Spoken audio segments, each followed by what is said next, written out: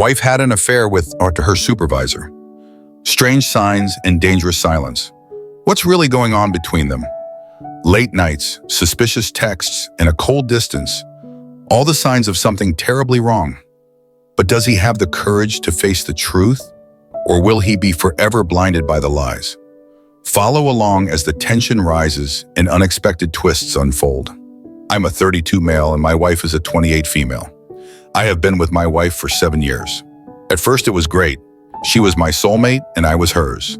We had similar interests in sports, entertainment, social issues, more on that later, holiday destinations, etc.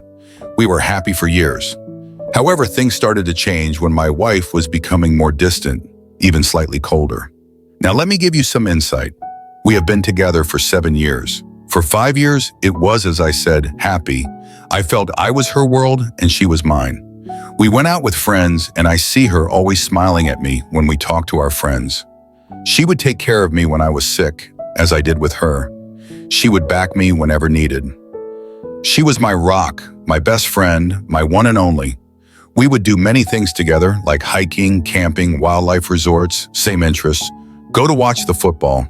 We had a passion for each other. I never wanted her to change. When I first met her, she was beautiful. Brunette, curly hair, stunning smile, and so nice. She always implied the same with me. She made me feel special. Not once did I feel inadequate or insecure about myself. More on that later. As I said, for over 5 years, it was great, but things started to change when her new supervisor started her work. I'm calling him Mark 30. Now, at first, she would come home and talk about Mark. She would say that he's funny and makes people feel good. Of course, I was slightly taken aback at first because she would usually come home and ask about my day and hers. But she immediately talked about Mark straight away. However, at the time, I brushed it off as someone who was new at her work. She sees the same faces for years. So when Mark showed up, it was refreshing. Weeks pass and my wife seems to be more distant and secretive. She would go out to work nights, which didn't bother me as she went on plenty before. However, we were meant to go out to a mutual friend's house for drinks. He is in a bad way and he has been diagnosed with a disease that is severe. My wife, as I said, is usually a rock, really empathetic and supportive. So when we found out about our friend Daniel 32, we didn't hesitate to go over and show our support. The night came to an end and my wife was running late from work night out. I called her a few times and got no answer. I texted her, no answer. After waiting, I decided to go to Daniel's myself. Daniel and I talked about how he's adapting and coping. During that time, I felt for Daniel. Such a nice guy to have. This is cruel. Afterwards, I got home and I'm seething. My wife is still not home. No missed calls or text. Seriously? I couldn't believe it. I was getting worried if she's been in an accident. So I called her work colleague, Jane 28. I got on with Jane and asked her if Kelly, my wife, is out with her. Jane said that she is, but Jane went home and it was just her and Mark left out. I was angry, so angry. We have known Daniel for years and she would skip meeting our friend over a guy she just met. I kept telling myself there was an explanation for this. I waited until she got home. Eventually, she arrived home and saw me in the living room looking at her. What's wrong? Everything okay? I looked her in bemusement and said, Daniel? She looked mortified. I'm sorry, I forgot. I was out with work friends and lost track of time. She looked sincere. Her and Daniel are good friends, so maybe she did forget. I did ask her a question. Who was out with you? She replied as usual, Jane, Sophie, 30, etc. I replied, not Mark? Oh yes, he was there. I pressed on, remembering what Jane said. Did everyone stay out until the end? She replied, yes, it was a good night. The next day I'm angry. I don't say anything to my wife, but she has never lied to me before. She has never let anyone down before. I couldn't grasp that she would bail on our sick friend for a guy she just met. The next few days, my wife was becoming more distant. She would come home later and not be affectionate towards me. I still put this down to workload maybe, but when she got home, she would be on her phone constantly. I asked her, who is it that you're always texting? Just a friend from work, she said. I asked her, is it Mark? No, she said, but what's the problem if it is? I never saw my wife get defensive like this. But I was going to be honest, I replied. because you never shut up about him. He's been working with you for under a month and you seem to idolize him. Your face sparkles when you talk about him. So much so, you forgot about Daniel. I could tell I hit the spot. She replied, "No, I do not idolize Mark. He's nice, but just a friend. And I apologized to Daniel already." This wasn't enough. I waited until she was asleep and checked her phone. And surprise, it was full of sex messages between them. I took photos of the conversation for later. A week has passed and it's still continuing. The late nights, the lack of affection. I spoke to a friend about my concerns and he said, "Maybe I'm being paranoid. Try to do something new, like make her a surprise dinner." I like that idea. So I texted my wife and asked her if she's busy after work. She replied, "No, I'm free." It seemed to be a nice text conversation. So I made her dinner, got a nice bottle of wine and flowers. She got home and looked sad at me. She said she's really sorry, but a friend from work is organizing a surprise birthday party for a colleague. And that night is the only night they have. I shook my head in frustration and anger. She literally left right after I drove off. This was it. After months of suspicion, I needed proof. I know you must read this and say to yourselves, "Friend, can you not see the signs?" I could, but I was hoping that I'm wrong, hoping that it was a bad dream. Truth is, I was scared to find out, but I had to. I needed proof. So I wasn't proud of it. I put a tractor in her car. I pretended to be at work late so she didn't see me when she got home. She did arrive home. I watched from a distance and she set off again in her car. I followed her as she went further out of town. She eventually pulled into a car park that was secluded in the corner. She was waiting until another pulled up next to her. It was him, Mark. She got out and got into his car. It was obvious what they were doing. I recorded her getting into his car for evidence against her. For the next few days, she acted like everything was fine. I mean, I know that she doesn't realize I know, but she was acting like normal, smiling to me, even holding my hand at breakfast. She left to go to work. I had a day off and decided to snoop on the laptop to see anything suspicious. There was nothing. But when I was looking through her drawers, I know, not my proudest moment, I saw an iPad under her bottom drawer. It wasn't mine, so I assumed my wife bought it. Luckily for me, it didn't need a password. I don't know if she forgot to lock it, but I got lucky. I got in and looked. Now this is where the damage really hurts. I looked at the iPad and checked to see text conversations, but nothing. However, what I was about to see, I will never, ever forget. There was a folder of pictures of my wife naked, making sexual positions for him. There were so many, but there was more. There were videos. I know I shouldn't have looked at them, but I did. The videos were graphic. Mark is sleeping with my wife, and my wife is enjoying it. But that is not all. My wife was seen sleeping with another woman and another man, with Mark there. But the other man was someone who really made me sick. He is a bigot. He had vile tattoos of certain groups who are vile.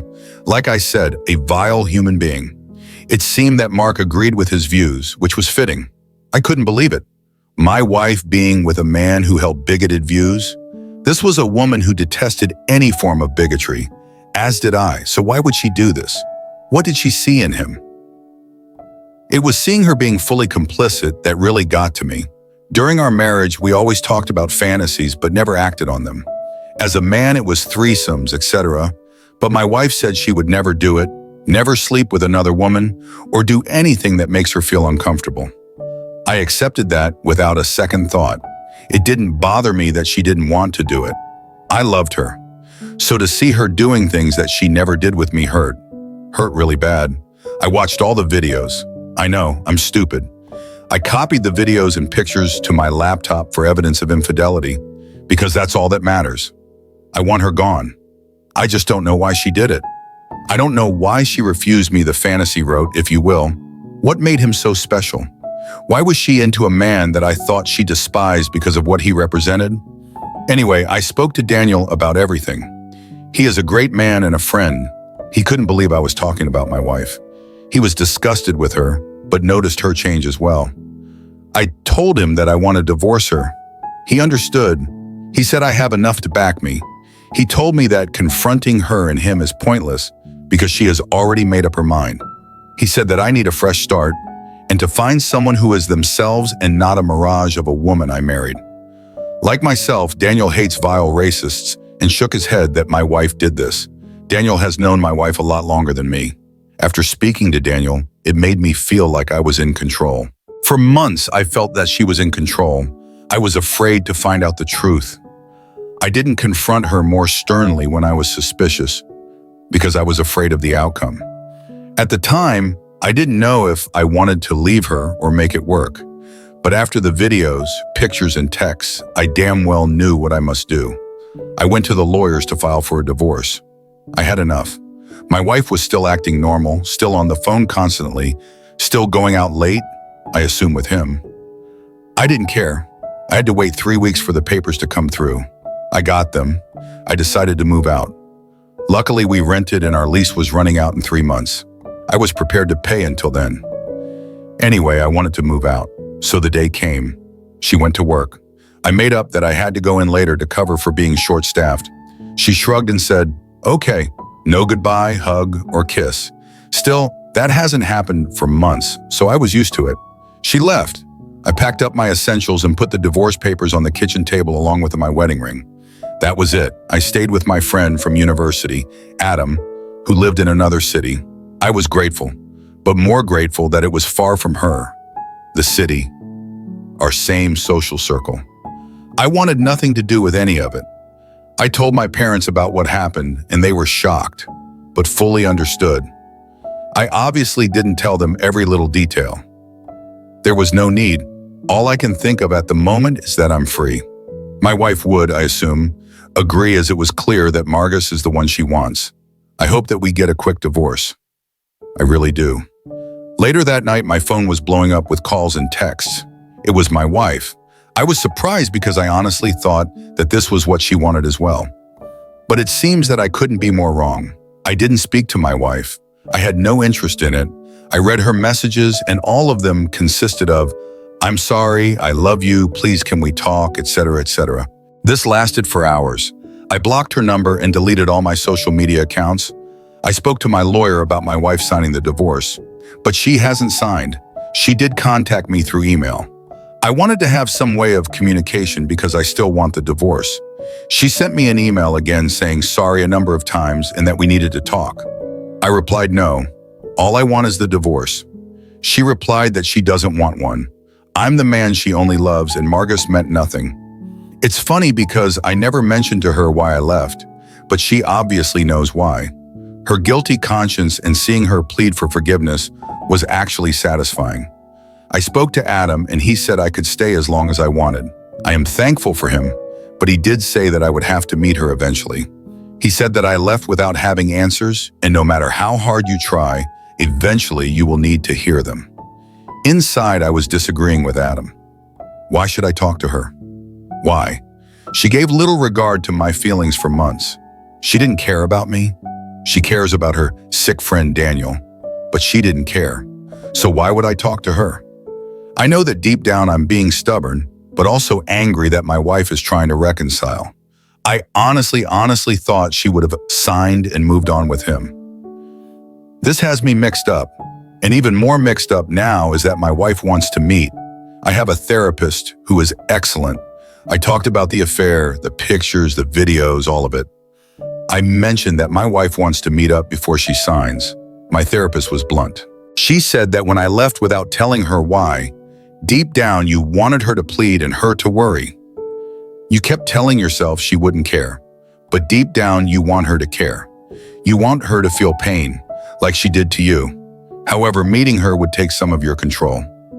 She was right. She added, if you decide to meet in person, you must ask the difficult questions, even if you don't like the answer, because you do have questions and you are not moving on at all. You are running away because you are scared, and the last 7 years were a lie. Like I said, blunt. That was 2 days ago. My wife really wants to meet and is inclined that she won't sign without meeting first. I speak to my parents and close friends about it. My dad said that you could force the issue of her signing, but that could take months. But if she's willing, no guarantee, to sign after you talk, then it's worth it. Adam agreed. I decided to meet my wife, although to say I'm nervous is an understatement. How should I approach this? What should I ask her? Should I be open or guarded? Any help and advice would be appreciated. Ask her some advice. You know you're going to get it. Thrilla Da Gorilla says, well, I'm a big fan of face-to-face conversations. With that in mind, tell her flat out that a condition of meeting her is signing the papers. If she says no, then don't meet and ghost her and take the long road to divorce without having to see her ever again. If she says yes, then meet her, but allow her the floor to speak. Keep your questions, statements to a minimum, and control your emotions to the point where you display zero emotion, good or bad. If you become emotional, excuse yourself and go collect yourself and get back on mission. Your main mission is to get the papers signed. Remember, you have all the answers you need already. The meeting is for her, not you. She wants forgiveness, abdication, and to walk away with less shame and guilt. She's looking to get out of being held accountable. Yes, that knowledge to trade for her signature. Now, there's still a chance she won't sign. If she seems reluctant to sign, offer to work on the relationship after the divorce. Make her believe she's still got a chance with you. Yes, it's a lie, but F her. You want that signature, so lie to get it if need be. After you have her signature, make sure to expose the affair at her workplace. Call HR directly. Listen, bro, she's no longer an ally, wife, friend, or soulmate. She's an adversary in a legal matter. Nothing more, nothing less. Update. I'm sorry that my update has taken longer than I liked as I was going to post the next day. Unfortunately, circumstances got in the way, but before I do, I want to thank everyone who posted their feedback. I read every single one and I took everyone's advice on board. I was overwhelmed, to be honest. I really appreciate it. I also would like to point out some things regarding my previous post. The story has been set from just over a year ago. The last post is a catch-up to present time. Sorry, I should have claimed. So now this update leads up to the present day. As the story is now complete, but I'll section each story with an update heading. Update. I don't know where to start. A lot has happened since I posted. First, I moved back to where I lived. Living with Adam was great, but I needed to go back eventually. My soon-to-be ex is still in our house, so I rented a flat just outside of town. I told my wife that I'm coming back, and she was happy. However, I told her under no certain terms that I would be living with her. She understood, although she tried the generic, "We can sleep in separate rooms" line. No, I do not want that. I also stated that I will not tell her where I live, obviously, even though she tried to find out. She still wants to meet me, as do I. We arranged a time and place. The place was a neutral venue, so to speak. It was near the beach where there are people, but not too many in case a scene is happening, which I obviously don't want. I want to meet outside with just me and her. I know some of you in the comments said to take a friend, but I felt that it wasn't needed. But still, I appreciate the advice. I do, however, agree that I will definitely be recording the conversation, which I did. Before the meet, I emailed my soon-to-be ex and laid down some ground rules, and if she didn't abide by them, there would be no chance of reconciliation. The rules were simple. 1, answer every question that I have honestly. 2, no deflection answers like, "It just happened," or "I'm not sure," etc. I want detailed answers. 2, if she storms off without answering every question, it's over. No reconciliation. 3, answer even if you think the answer will hurt me. 4, don't be late. If you are, no reconciliation. So we made the place in time. Now it's about waiting. I leave to go home to my flat. The next day I caught up with other friends. They treat me like I'm Danielle, although I get it. I got hugs and support, which I appreciated, but it seems inevitably that our breakup has spread, although I question how they know. I only told a handful of people, but my wife inevitably told her family and friends, and of course the domino effect would happen. However, they obviously didn't know the full details. They didn't know about the texts, pictures, and videos. Not even my wife knows that I have them. She is under the impression I left because she was spending too much time with Margus. She doesn't know about what I have. All she thinks is time with Margus. Husband got upset. She broke it off. Told my therapist about the meeting. She said that I should ask certain questions to give her better insight into what happened. I'll explain that later. It's the day of the meet. I was nervous before, but my goodness, I'm in bits.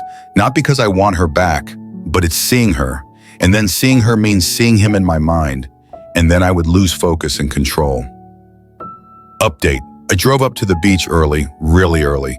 I take in the surroundings, and in reflection, it was a perfect day. Sun was out, people were taking their morning stroll. I picked a nice venue.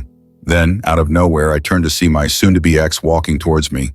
She was smiling. She looked great, definitely glammed up, although she looked slightly worn out and stressed. No sympathy. She approached and tried to hug me. I put my arm out as to say no. She looked at me as in a, I understand kind of way. We sat down and settled. She tried to start small talk, but I wasn't interested. I had my phone on record and started. When did you first kiss him? The first week on the Friday. When did you first sleep with him? The same day on Friday. Where?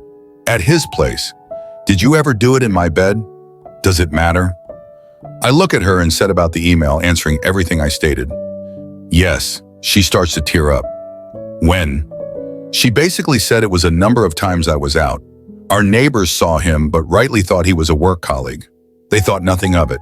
She apologized already and kept apologizing, but I put my hand out for her to stop. I asked my other questions. Did you tell him about me? About you being married? Yes, but at the time it was a blur. Now my therapist asked me to ask her a specific question. This was it. When you first met Mark, how early was it that he talked about me? What do you mean? It's simple. When you talked, what did he ask you about me? Did he want to know how long we were married? Were we happy, etc.? After a pause, yes, he did ask about our marriage and if we were happy, why? Didn't that strike you as odd? You met a guy you hardly know and he's asking personal questions about our marriage. No, I think he was just being generally curious. I didn't think of it as being weird. More of this question's relevance later. After asking a number of small, hidden questions, I decided to go for the big ones. I decided to ask her about the videos and pictures. However, I did it in a nonchalant way. I referenced a racist attack near us at a local store. Of course, if you read my first story, you will know about the views of Mark and his friend. So I went soft and turned it like this. Did you hear about the incident last Thursday? What incident? The bigots who attacked the shopkeeper and trashed his store. Not before spraying hateful graffiti everywhere. That's awful. Yep, it is. I can't stand racists, can you? She looked at me with a confused expression. I didn't say anything. Then it seemed to grasp exactly what I meant.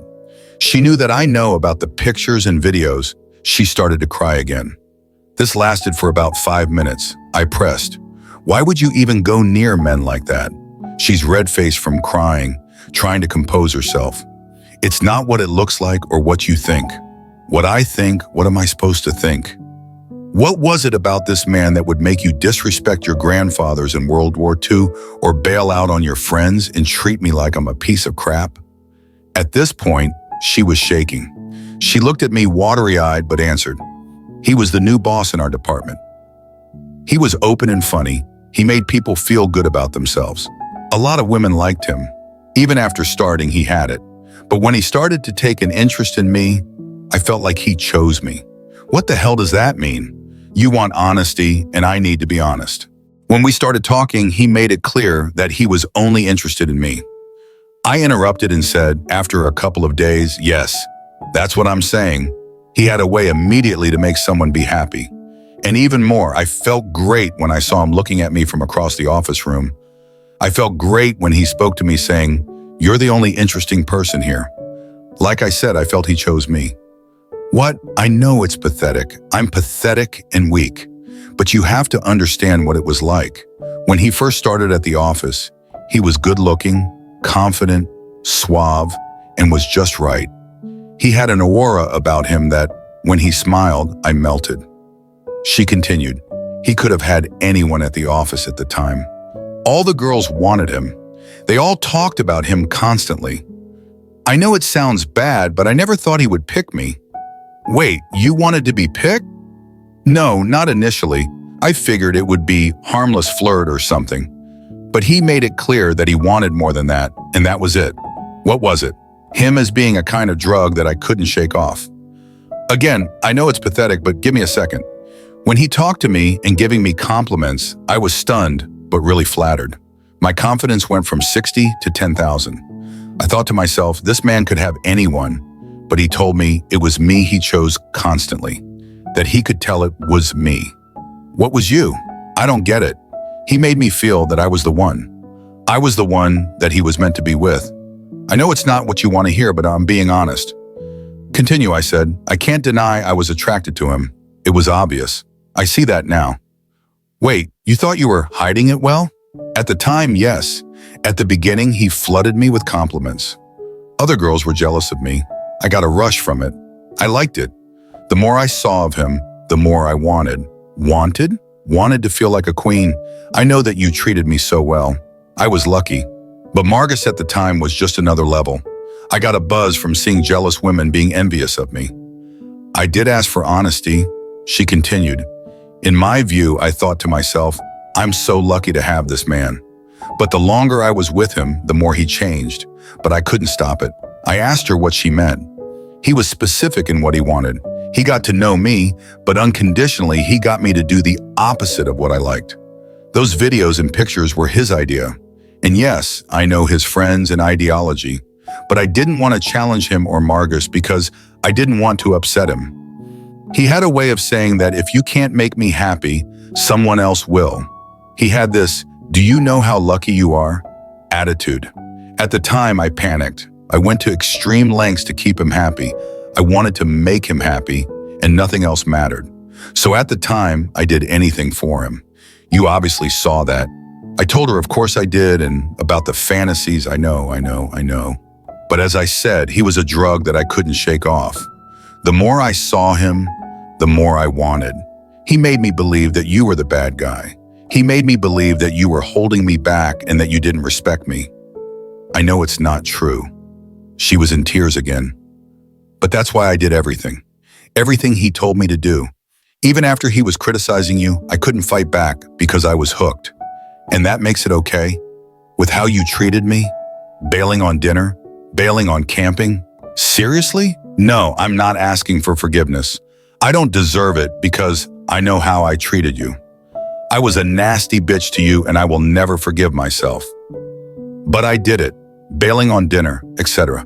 I knew I was hurting you, but I couldn't stop.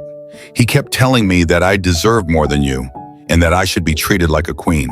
So the more I went out to high-class restaurants, the EP theater shows, the fancy jewelry, the more I resented you.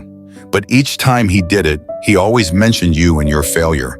So I obviously bought into it, and that's why I was cold towards you. I thought you failed me and he didn't. I know it's not true, but during that time he was influential and I believed everything he said. She continues, it was only when I saw the papers and ring that something clicked in me. I know you don't believe me, but I'm finished with Marge straight away. I know I don't deserve credit for it, but I really am ashamed of what happened. I can't imagine what it was like for you. I know I neglected you, made you feel worthless, but I couldn't see it before. I did after I saw the papers. I'm ashamed that I took this vile man over you. I looked at her. I didn't expect her answers, but she seemed well sincere. I replied though, aside from your affair, you know what the problem is? That at the beginning you wanted the affair because you said he chose you. You said he was a drug, but millions of people get themselves out of drugs. They realize that they have problems and get help. You didn't. You carried on. The only reason you are here is because I am your safety net, and now it's gone. There is no way a spouse can say I love you when you make them feel inadequate. She claims she didn't. No, you did. For 11 months, you made me feel worthless. As you know, I was eating, becoming more reclusive and losing myself. All the while, you were going out every night, going to the gym, buying new clothes, being a different person. You came home and looked at me with disgust. During that time, you didn't let me touch you or anything. You didn't give me anything but abuse. Abuse? Yes, you did abuse me mentally. Maybe you didn't think you were doing it, but damn, you did it. My best friend and soulmate made me hate myself. She's in tears again. It got that bad that I was thinking of. I didn't say it, but you get the picture. At this point, she is crying heavily and apologizing so much that I forgot we were at the beachfront. People were watching and I had to tell her to breathe. She got her composure back and kept pleading. It was him feeding her the toxic thoughts against me. I did have one last question. Do you love him? No, I don't. I know that you won't believe me, but I actually hate him as much as I hate myself. After a few hours of talking, she left, saying everything was true. I was the love of her life, etc. I sat by the beach thinking about the possibility of her being groomed, conditioned, etc. I mean, it makes sense. After she met him, she changed, like totally changed. There was a reason why my therapist wanted to ask that question. Although she can't diagnose Margus, but she thinks he has sociopathic tendencies, hence why he asked about our marriage. She said, it's clear that he had an agenda asking about your marriage to your wife so early. The signs are there. He did choose your wife. He knew that you were happily married and solid, so he had his challenge.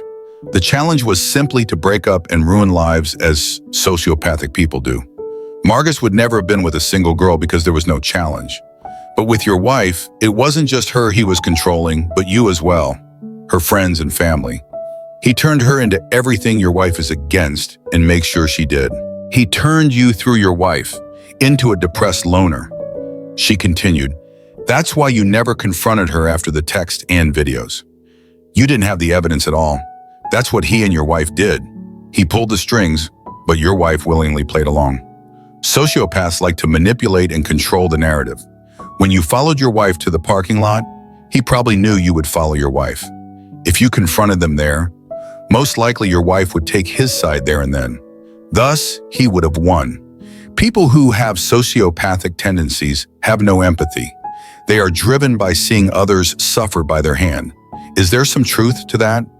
My wife, a victim of a sociopath? It fits, but a part of me doesn't care. Well, part of me cares fully at times. Who was this guy I kept telling myself? I never saw one man come in with such authority and ruin people's lives. But deep down, he was the package. He was a boss making decent money. He was 30, but looked 21. Great physique and had confidence.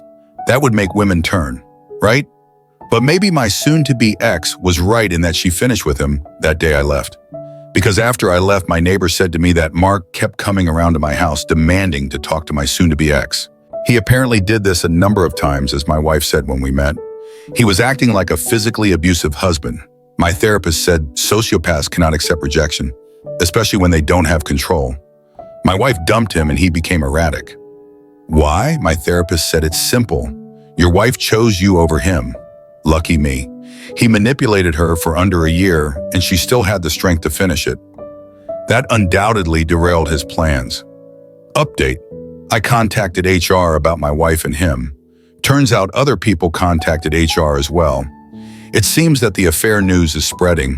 He left shortly after me and my wife spoke. I don't know where, I don't care. My wife also left before she was pushed. Apparently people are not too happy with her and her behavior, especially her parents. She is staying with her parents and relocating. She is getting help with a psychologist though, which she definitely needs. I still speak to her family and our friends. They try to say that I should meet my soon-to-be ex again. But that's not happening. She needs to concentrate on herself getting better.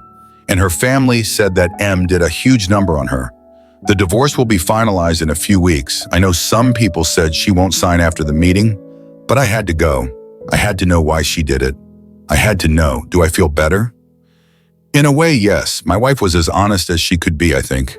The pattern of the affair makes sense. My soon-to-be ex asked if there was a chance of reconciliation eventually. I have to admit, I thought about it. Even if she is a victim of a master manipulator, how can I trust her? If I took her back, all I would be thinking about is him and how I cannot measure up compared to him. I would feel second best no matter what. She assures me that it's not the case, that I have always been her soulmate. Even after she said it, my life with her wouldn't be the same. I suppose the moral of the story is that cheating is obviously wrong. It affects and damages the partners more so. Cheaters are truly selfish. They only own up if they're caught or leave divorce papers on the kitchen desk. I certainly won't marry again. The damage of the affair has hurt me deeply. I still feel inadequate about myself, that I'm not good enough. Although I have been going to the gym again, hiking and camping with friends, I've been trying to stay active, trying to move on, but I have to do this hate. Hate my soon-to-be ex for easily falling for him, and him choosing my wife. Why did it have to be her? I kept telling myself. But these questions I asked myself are pointless, because it's done now. The damage has been done, and it still hurts. I still have my job, and moving to the outskirts of the town is good. I'm not one of those people who move thousands of miles away. Although I get it, but my work and social circle have been good to me, and I don't want to lose it. I've been relocated completely. Then I feel they've won, and I refuse to be a victim. My therapist said that it will take time. Time to heal. Just be patient. Well, that's it. Can we ever forgive a betrayal that leaves such a deep scar?